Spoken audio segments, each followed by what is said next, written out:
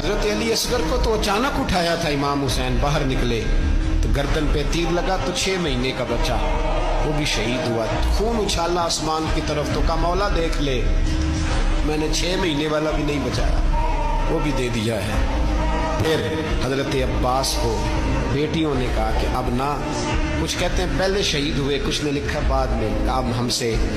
پانی کے بغیر نہیں رہا جاتا، تو جناب عباس پانی کا مشکیزہ لے کے نکلے باہر، ایک ہاتھ کٹا،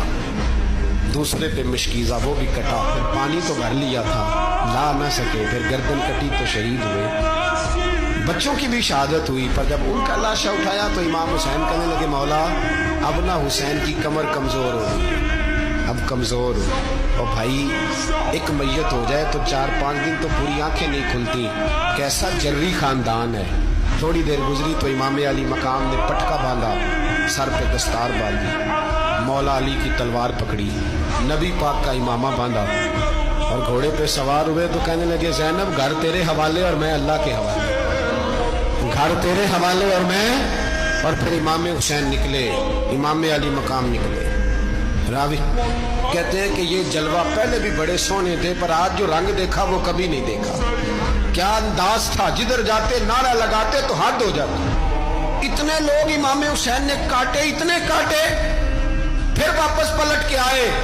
اور کہنے لگے زینب ذرا پردے کے پیچھے سے دیکھ تو صحیح میری بہن، ان بزدلوں کو جرت ہی نہیں ہو رہی حسین کے مقابلے میں آنے، ایک دوسرے کو دھکا دیتے، تو جا تو جا، پھر اکٹھے وار ہوئے۔ یہ کون ہے کٹا ہوا، لباس ہے پھٹا ہوا، یہ دل یقین حسین ہے، نبی کا نور عین ہے۔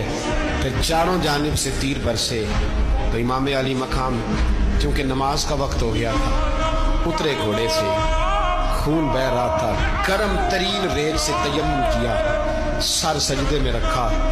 اور جب شمر آپ کی گردن کاٹنے لگا تو کہنے لگے ٹھہر جا ذرا رب سے ایک بات کر لیں گے، اور پھر بولے امام حسین، کہنے لگے مالک تو اب بتا کہ حسین سے راضی ہے کہ ناراض ہے، تو بتا۔ تو پھر ایک آواز آئی